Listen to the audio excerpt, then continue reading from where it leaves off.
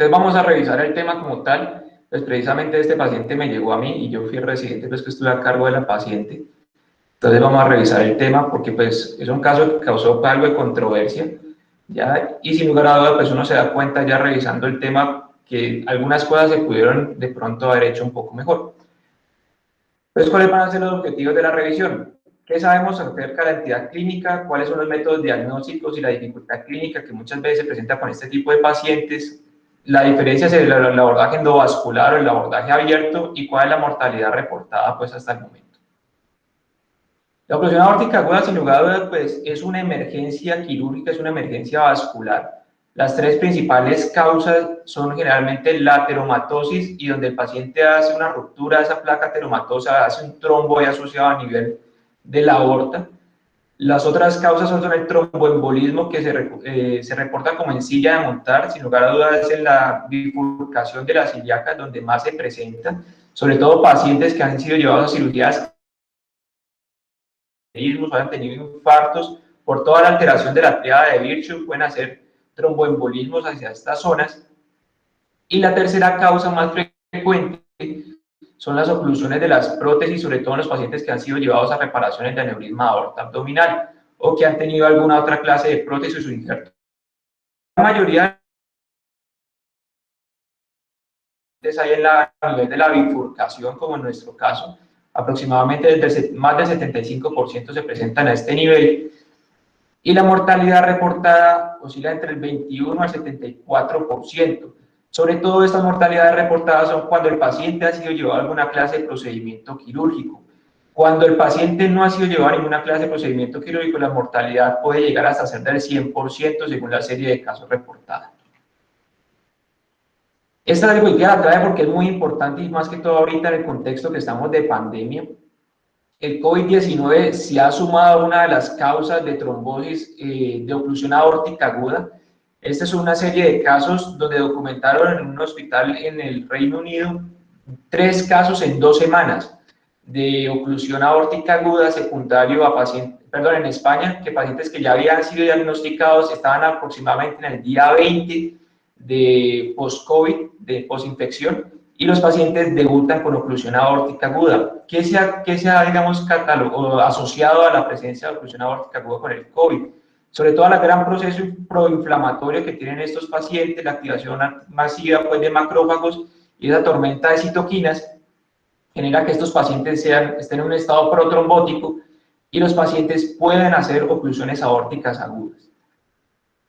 Aquí vemos los 3 angiotac de los pacientes que fueron llevados que fueron diagnosticados con esta patología, ¿cierto? Aquí vemos un caso donde tiene una oclusión completa desde la aorta y con todas las ilíacas, tanto interna como externa, bilaterales. Aquí vemos otro caso donde el paciente tiene una oclusión aórtica, tiene una recanalización de la parte de la ilíaca derecha, pero tiene también una oclusión completa de toda la ilíaca, desde la ilíaca común del lado izquierdo. También mismo otro de los 3 casos de COVID, y este es otro paciente también post-COVID que efectivamente también hace el mismo proceso de trombosis desde la aorta, ¿cierto? Hasta todas las ilíacas, desde la ilíaca común y únicamente pues con algo de recanalización. Entonces pueden ver que tienen los pacientes muchas veces algo de perfusión a nivel distal. ¿A qué se debe esto? Que los pacientes muchas veces, sobre todo los pacientes, no tanto en los procesos tan agudos, pero sí en los procesos más crónicos, sobre todo en la parte de ateromatosis, pueden tener algo de circulación colateral que ayuda a reperfundir de cierta forma estas extremidades cuando hay una oclusión aórtica o se viene estenosando la luz aórtica. Los canales o las comunicaciones o la circulación colateral que se ha descrito hasta el momento son 3 canales principalmente, ¿cierto? De las lumbares y las hipogástricas que se van a conectar con la circunfleja de la ilíaca, de la arteria mamaria interna que va a terminar en la epigástrica inferior, ¿cierto? Y la mesentérica superior que va a finalmente dar algo de flujo sobre la mesentérica inferior por el uso del arco de Riolan. La clínica de los pacientes, y sin lugar a duda, esto es una de las cosas que más mata a los pacientes con oclusiones aórticas agudas, es la dificultad para llegar al diagnóstico. ¿Por qué? Porque es que los pacientes, digamos, que no tienen clínica tan explícita como fue en nuestro caso en la gran mayoría de las veces que se presenta.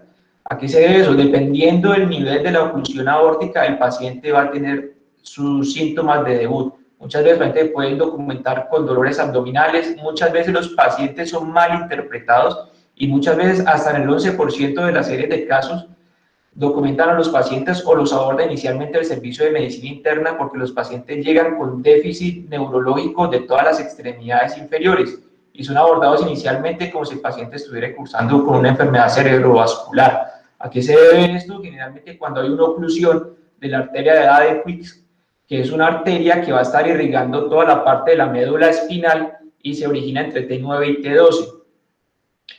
Y sin lugar a duda, pues como vimos anteriormente, pues el tiempo es prácticamente fundamental en plantear el procedimiento quirúrgico y cuando ya ha sido abordado por otro servicio diferente, ya sea cirugía general, cirugía vascular y se está orientando como un paciente neurológico, pues lleva a que estos pacientes terminen por fuera de ventana y su pronóstico obviamente sea mucho más sombrío. Cuando tenemos la sospecha clínica que el paciente puede estar cursando con un síndrome, una oclusión aórtica aguda, tenemos dos formas de llegar al diagnóstico. Probablemente el gol estándar va a ser el angioTAC, como nombró anteriormente el doctor Pastás, pero tenemos otros exámenes que podemos utilizar para tratar de, digamos, cuando tenemos la sospecha y queremos diferenciar entre si el paciente está en una cuestión neurológica o una cuestión aórtica, es la utilización de la ecografía en su parte Doppler, en su uso Doppler. El POCUS, que es digamos que los puntos críticos a tener en cuenta cuando hacemos la evaluación ecográfica, ha demostrado que tiene muy buena sensibilidad y especificidad, sobre todo sensibilidad para tratar de diferenciar cursando con una patología vascular y poderla, digamos, enfocar rápidamente. Generalmente esta es una herramienta que se encuentra a cargo de los emergenciólogos, obviamente del radiólogo, pero muchas veces, o por lo menos en nuestro medio, no tenemos disponibilidad de estos servicios y de lo que tenemos, digamos, finalmente los que podemos llegar a utilizar esta herramienta somos nosotros como residentes o cirujanos generales para tratar de diferenciar estos pacientes. Como vemos, aquí el paciente pues, nos permite rápidamente diferenciar, podemos ver la vena cava inferior, podemos ver los cuerpos vertebrales y podemos ver ahí como en la imagen la aorta, donde vemos una imagen hipoecogénica, ¿cierto? Que sería el equivalente a un trombo intraluminal o una trombosis a nivel de la aorta. El uso del Doppler, obviamente, cuando utilizamos el transductor convex, nos va a permitir diferenciar si mediante qué estructura vascular nos estamos enfrentando, si es la aorta o si es la cava, para poderlas diferenciar adecuadamente.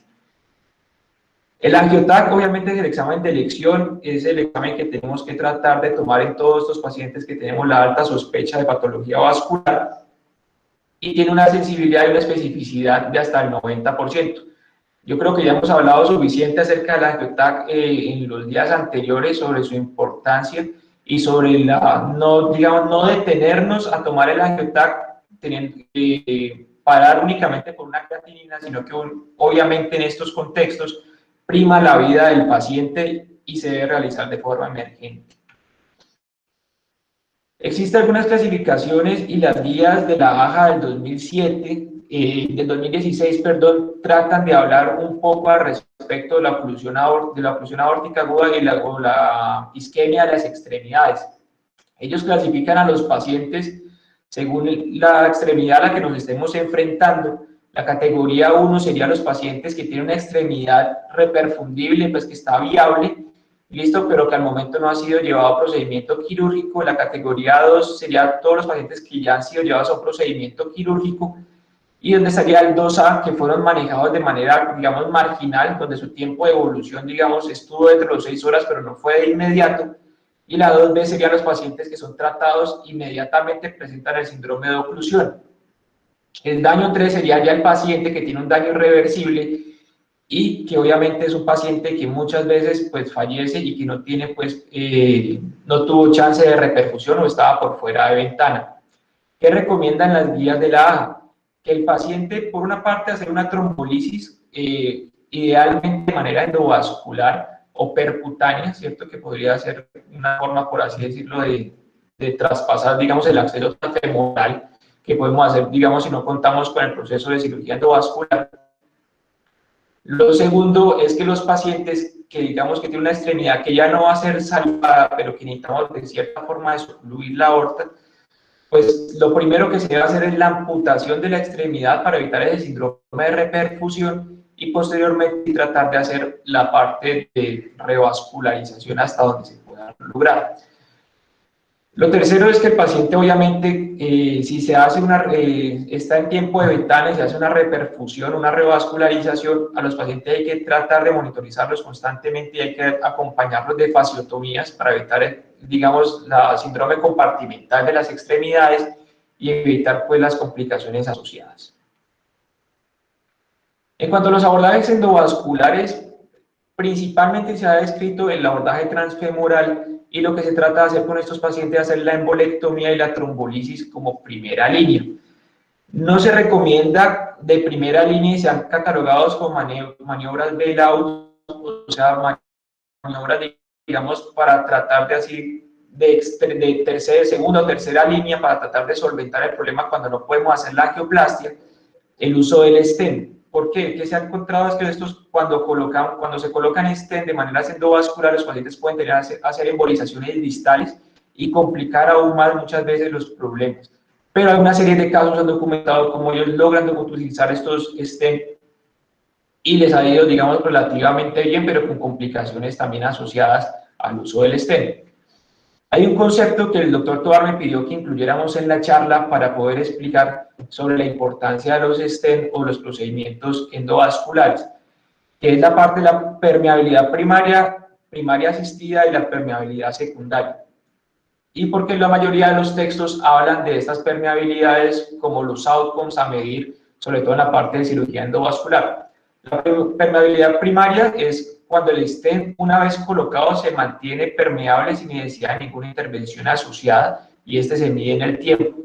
La primaria asistida, que muchos textos la ubican también dentro de la primaria, es cuando el paciente ha sido intervenido de manera endovascular, y la permeabilidad secundaria es cuando el paciente ya ha sido intervenido, tiene una oclusión de este stent y requiere una reintervención para volver a tener permeabilidad de esta prótesis. En cuenta de lo anterior, pues les traigo estos estudios que les comentaba, donde se hace una recopilación de pacientes que han sido llevados a manejos endovasculares por oclusiones aórticas.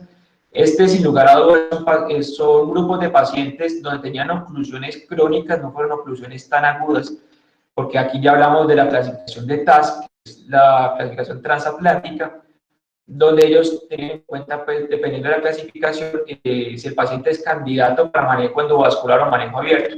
Solo para hacerles algo muy rápido, pues el TAS-D es generalmente recomendado para hacerlo por manejo abierto, debido al gran grado de estenosis o de oclusión que pueden cursar los pacientes, pero en esta recopilación de serie de casos, ellos alcanzan a tener un total de 220 pacientes y ven cómo los pacientes con TAS-D, con oclusiones crónicas que le hacen prótesis, tienen una tasa de permeabilidad primaria buena, pero no la logran comparar adecuadamente con los pacientes a los que han sido llevados a cirugía abierta.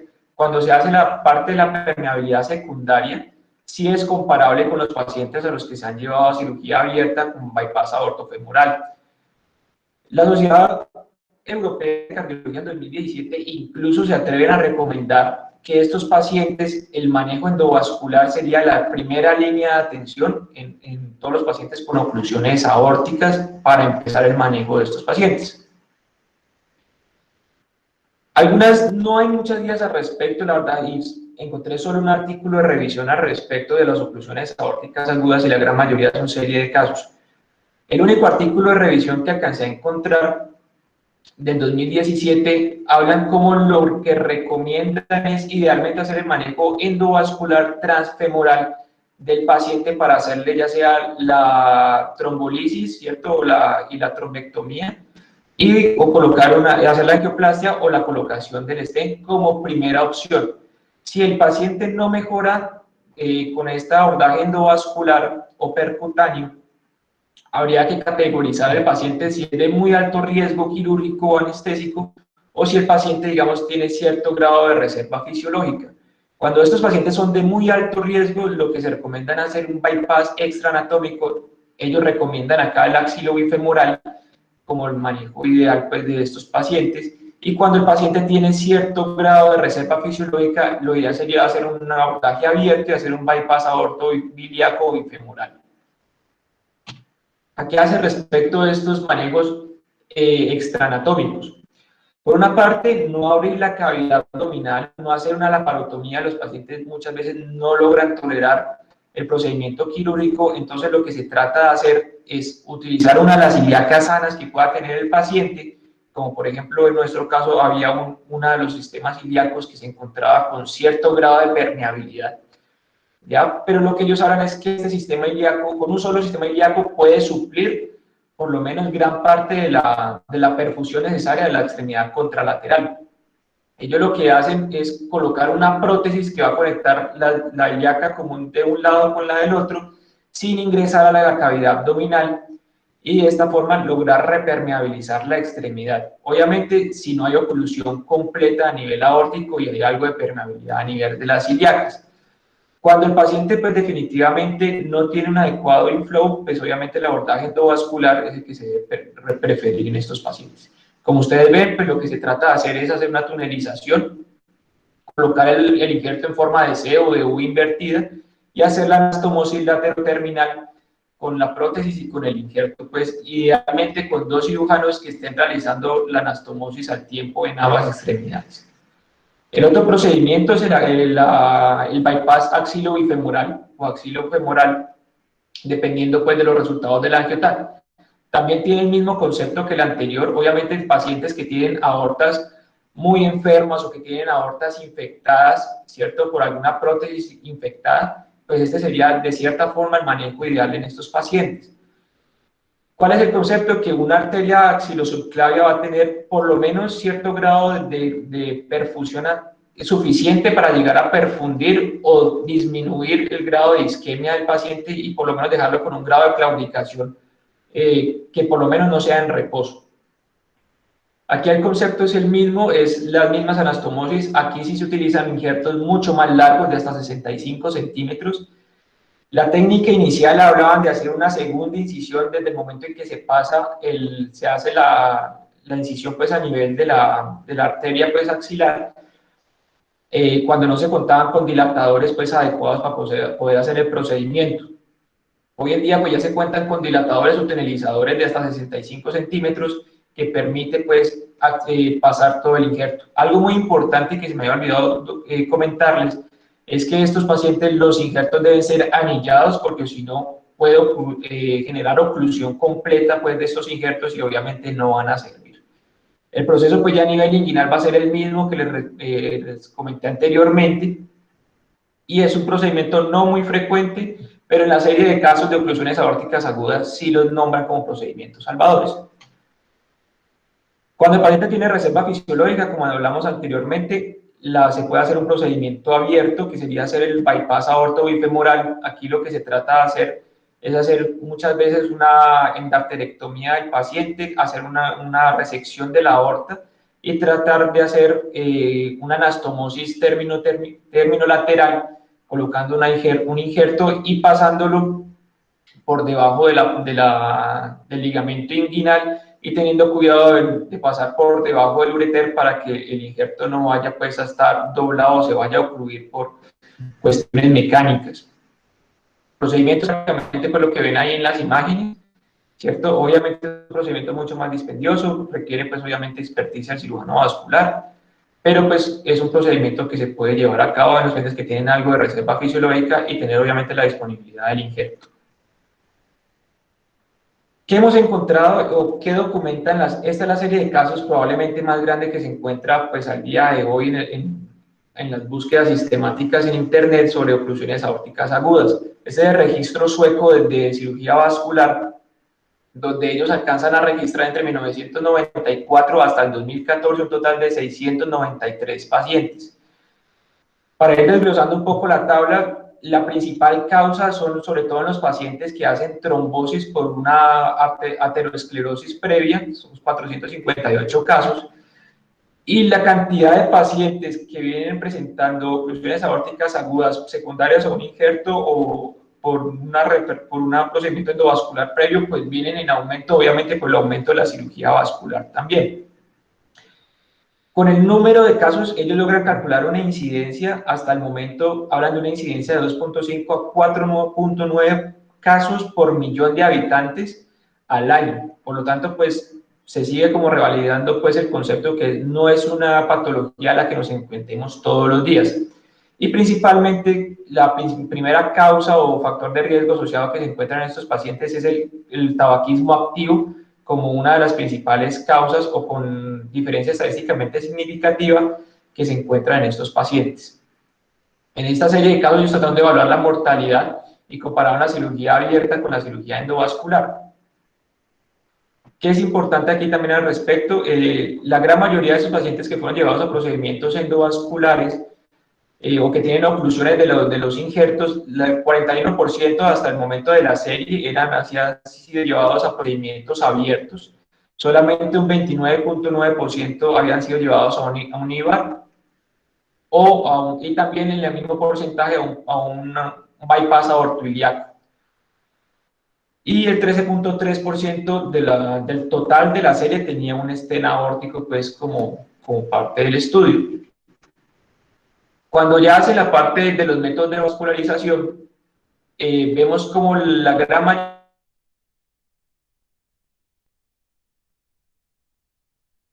inicial y en la gran mayoría de los pacientes, siendo significativamente, con diferencia estadísticamente significativa. Los otros procedimientos más frecuentemente realizados fue el bypass aortobifemoral o el bypass axilobifemoral como procedimientos quirúrgicos para el manejo de la oclusión aórtica aguda. ¿Qué es importante también aquí al respecto? Cuando ven la tasa de complicaciones después del procedimiento, encuentran que los pacientes no tienen diferencia estadísticamente significativa entre llevar al procedimiento, ya sea cirugía abierta o cirugía endovascular. Lo que sí encuentran es que los pacientes, cuando son llevados a cirugía abierta, pues, lógicamente las tasas de síndrome de compartimiento abdominal y la tasa de fasciotomías o laparotomías pues, para descomprimir la cavidad abdominal, pues lógicamente son mucho más altas en los pacientes que llevan prácticamente con un 0% de los pacientes que tienen cirugía de método endovascular. Las tasas de muerte sí encuentran que es mucho mayor en los pacientes que hacen trombosis, tromboembolismos pulmonares. ¿Por qué? Porque si se dieron cuenta en la tabla anterior, la gran mayoría de los pacientes que tienen tromboembolismos o en silla de montar tienen patologías cardiovasculares asociadas. ¿Y qué hablan ellos? Que es muy frecuente que los pacientes que son llevados a angioplastías coronarias o pacientes que han tenido infartos hacen toda una alteración de la parte del flujo sanguíneo normal, la alteración de la triada de Virchow, y hacen coágulos y trombosis pues, que llevan a que el paciente termine con una oclusión aórtica aguda secundaria a una trombosis con cardioembolismo. Algo importante y que ellos nombran también en este estudio es que el estudio IMPROVE, el ensayo clínico donde ellos hacen la diferenciación entre si los pacientes tienen más complicaciones entre manejo endovascular o abierto del aneurisma aorta abdominal, encuentran que el IVAR, el manejo endovascular, se ocluye más que el manejo abierto. Sí es importante resaltar que obviamente ellos aquí hacen la diferenciación entre el inicio de la terapia endovascular y ven cómo ha progresado paulatinamente y ven también la asociación con la mortalidad de los pacientes. A medida que se ha ido progresando en la cantidad de procedimientos endovasculares que se vienen realizando, la mortalidad de estos pacientes con oclusiones aórticas agudas han disminuido siempre y cuando estén en ventana hasta un 15.5% en la serie de casos que ellos reportan entre el último periodo del año, entre 2008 y 2014, que ya tienen hasta un 45.1% de los pacientes se abordaban inicialmente manejo endovascular. Pero sin lugar a dudas, la mortalidad pues sigue siendo alta. En la gran mayoría de series de casos, por lo menos está hablado de un 15.7, pero las otras series de casos ya hablan de un 25 hasta casi un 50-60% de mortalidad asociada. Este es uno de los series de casos que se encontró, pero vemos como los factores de riesgo para los pacientes y presentar altas tasas de mortalidad, pues probablemente en nuestro caso clínico las presentaba todas. Edad mayor de 60 años, los ratios suben hasta 5.68%, lactato por encima de 1.7 eleva significativamente la probabilidad de que el paciente fallezca, y la oclusión bilateral o unilateral pues eleva hasta 2 veces la probabilidad de fallecimiento, y hasta 7 veces cuando es bilateral. Y las complicaciones mayores asociadas cuando el paciente incluso ha sido llevado a reperfusión pueden subir hasta el 70.8%, incluyendo las amputaciones mayores. Finalmente, ese es un algoritmo terapéutico de abordaje del paciente que debemos tener en cuenta. Vemos como si el paciente hacemos el diagnóstico, lo pensamos rápidamente, hay que llevarlo rápidamente a angiotomografía, a la angiotac, pero se debe valorar si el paciente, una vez confirmado el diagnóstico, el estado fisiológico o previo del paciente. Si el paciente ya tiene malignidades en final de vida o tiene ya un estado fisiológico bastante deprimido, pero el paciente no amerita llevarlo a un procedimiento de revascularización y por el contrario se debe hacer un manejo paliativo y tratar de muy probablemente ofrecer un final de vida al paciente, porque la gran mayoría de veces es una mortalidad asociada de casi hasta el 100%, el 75 al 100%. Cuando el paciente es apropiado para revascularización, dependiendo, ¿cierto?, del estado fisiológico del paciente, podemos hacer un abordaje transfemoral, ¿cierto?, una trombectomía inicialmente. Si el paciente no responde a la trombectomía transfemoral, lo podemos llevar a un bypass extraanatómico. Y si el paciente tiene cierto grado de la parte fisiológica, si no podemos hacerle la parte de la trombectomía transfemoral, pues llevarlo a hacer una revascularización anatómica con un bypass bifemoral. Finalmente, algunas conclusiones al respecto. Finalmente, no es una patología frecuente. La mortalidad es supremamente alta cuando no se llevan a procedimientos quirúrgicos, de 75 al 100%, pero una de las cosas o puntos que queremos que se lleven a la casa es que, sin lugar a duda, hay que sospechar y palpar muy bien los pulsos de los pacientes y hacer un adecuado examen físico para no pasar por alto estas patologías. El bypass aortobifemoral, como ya hablamos anteriormente, son los pacientes que pueden llegar a tolerar la laparotomía. El manejo endovascular viene revolucionando el pronóstico de estos pacientes que se encuentran en ventana, ¿ya? Y los pacientes que generalmente con aterosclerosis crónica siempre deben llegar muy probablemente a un procedimiento de reconstrucción una vez se ha logrado la revascularización. Y finalmente el tromboembolismo pues, no se puede manejar siempre se puede manejar con la tromboembolectomía transfemoral sin necesidad de hacer un abordaje más invasivo como la laparotomía. Esta fue la bibliografía reportada y muchas gracias. Doctor Tobar, damos paso a la discusión. Bueno, varias cosas, ¿no? Primero agradecerle a todos que están en esta última reunión de cirugía vascular del año. La idea es que este caso es bastante carnudo. Yo creo que una de las cosas importantes es aprender a ver el angiotac.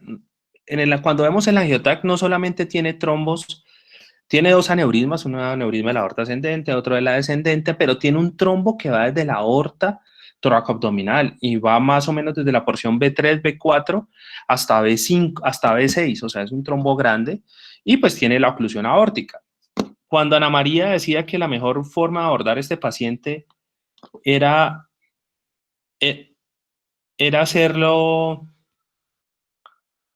hacerlo por vía transfemoral, creo que no es la mejor opción porque hay que tener un adecuado control del inflow y pienso que en el mejor sitio de esta oclusión es la bifurcación aórtica. La otra cosa es que, que el trombo es extenso, ¿no? La otra situación es qué es mejor para estos pacientes y qué podemos hacer en los servicios de urgencias. Cada vez los residentes están más formados en ecografía, cada vez los residentes tienen más capacidad diagnóstica y creo que hacerle una ecografía o un FAS a estos pacientes es una buena forma. O sea, si usted ve flujo de la aorta, que es muy fácil de verlo con un transductor convexo, pues en realidad tiene flujo o no tiene flujo, se acabó. Entonces, eso es también una cosa muy importante. El angiotac es un examen que se hace rápido, que hay que ver dónde está la bolita, si no hay medio contraste, se acabó, está tapado y hay que buscar por qué. En cuanto al manejo endovascular, digamos que la mejor opción, eso también depende del grado de isquemia. Porfa, colócate la diapositiva donde está la clasificación de la ALI. Hay que ver cuál es el estado del paciente, ¿sí? Y dependiendo de eso, pues nosotros vemos. Si tenemos una extremidad viable que no ha sido manejada, pues una extremidad viable, probablemente se pueda hacer manejo endovascular, abierto, se anticoagula el paciente y nos da tiempo, ¿sí? aquí, vení, ¿cómo así? Si ya hay alguna clasificación, si ya el paciente tiene una isquemia que consideramos irreversible, como es el caso de nuestra paciente, pues definitivamente este paciente pues no tiene indicación de nada y lo mejor es dejarlo quieto, mirar si se delimita la isquemia y si no, manejo compasivo y ya. Y la dificultad está en los pacientes que tienen una isquemia que ya tiene un chance de menos de 6 horas de que es tan aguda que tiene alto riesgo de pérdida de extremidad o una isquemia que nos da un poquito más de tiempo. Cuando nosotros tenemos una isquemia aguda que tiene alto riesgo de pérdida de la extremidad, que ya tiene alteración sensitiva, hay que hacerlo con lo que tengamos. Entonces, ¿qué es lo que tenemos? Un Fogarty, ¿sí? Se puede hacer un Fogarty. Hoy en el Hospital San José tenemos un Fogarty, lo metemos, abrimos la aorta, fogarteamos para arriba, para abajo, inclusive puede ser hasta una sonda Foley si no tenemos un Fogarty, porque necesitamos un Fogarty bastante grande, por lo menos un Fogarty 6 o 7, en la institución creo que lo más grande es 5, pero hay que hacer algo. Si nosotros tenemos un paciente que no tiene alteración neurológica, pero sí tiene un dolor isquémico importante, con cambios de coloración, pero con sensibilidad conservada, habría que mirar la posibilidad de hacer manejo endovascular. ¿Cuál es el mejor manejo endovascular? Una es la trombolisis. Cuando nosotros hacemos trombolisis tenemos la posibilidad de que se revascularice mucho más lento y con una menor cantidad de reperfusión, como lo habló en la charla Ana María. O la otra opción que también tenemos es hacerlo farmacomecánico. Tenemos posibilidad de tromboaspiración más trombolisis. ¿Cuál es la ventaja de la tromboaspiración? Disminuir la, la carga trombótica, ¿no? Bueno, creo que esos son los apuntes. No sé si alguien quiere hablar. Yo, profe, no sé si Nicolás me permite compartir un momentico pantalla, porfa.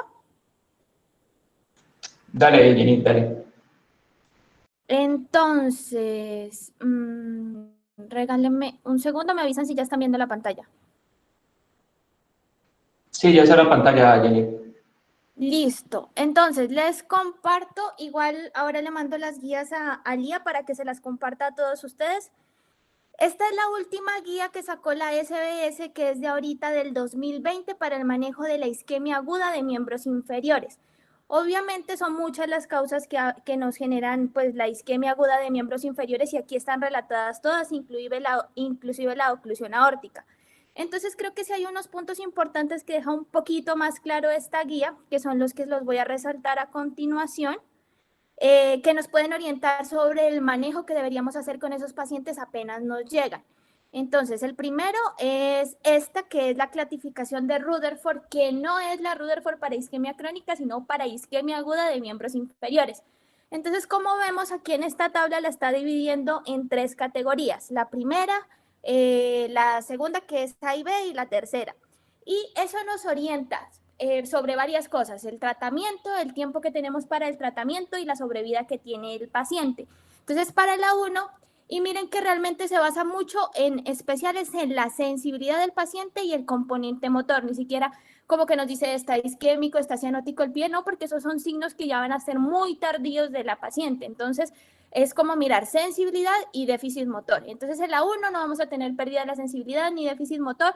El pronóstico es que no requiere tratamiento inmediato, o sea, hace un manejo conservador como sería con una isquemia crónica.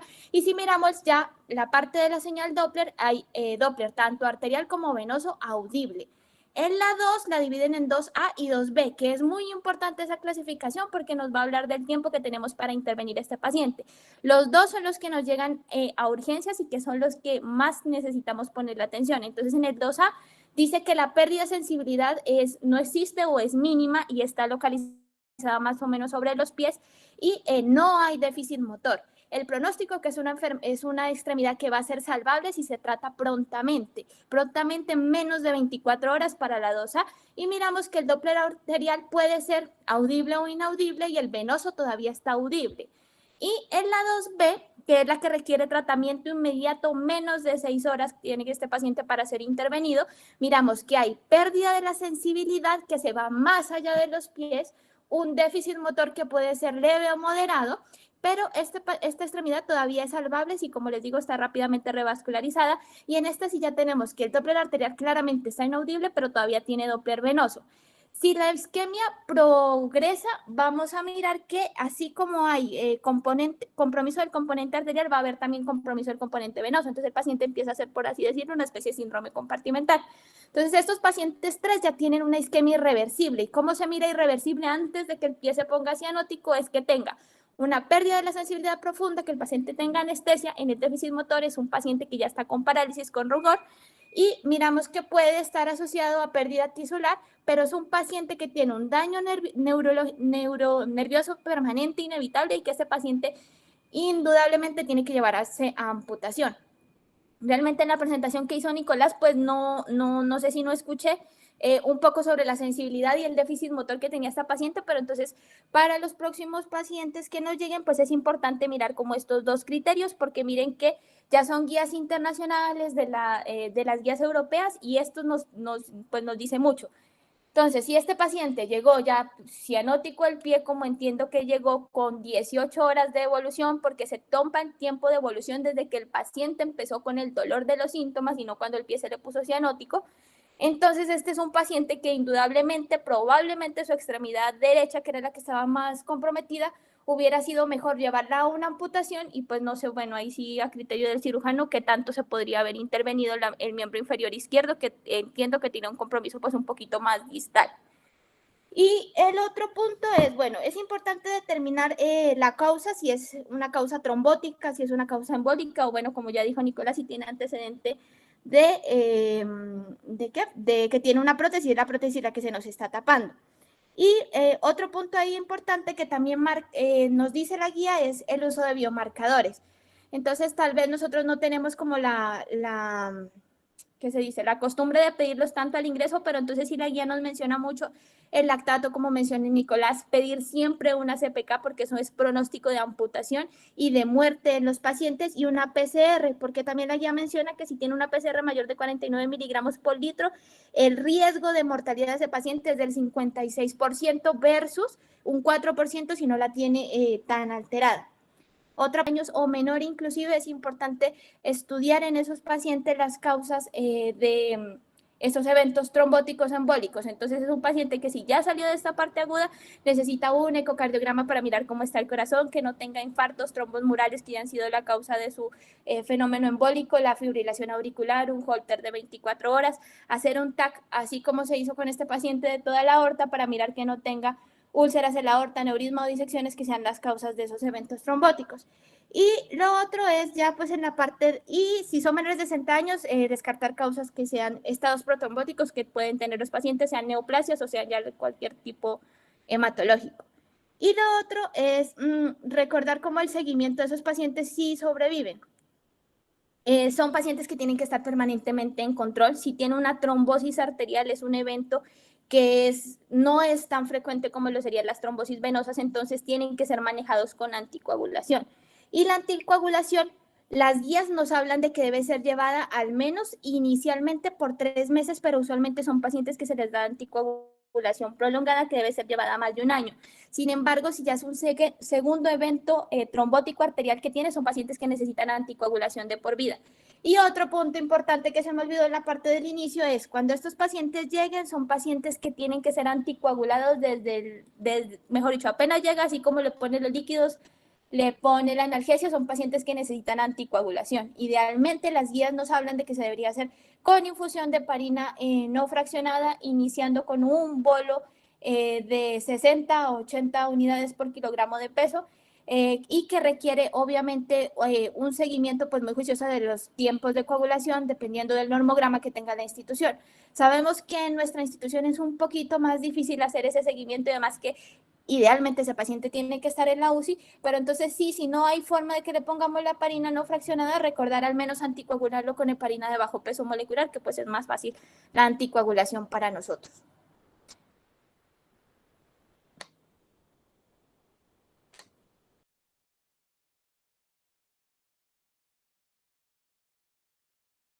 Muchas, muchas gracias, Jenny. Creo que la diapositiva que pasaste, la diapositiva clave, perdón. La verdad es que yo creo que nosotros sí tenemos que mejorar como la capacidad diagnóstica y la sospecha diagnóstica de esta patología. Desafortunadamente,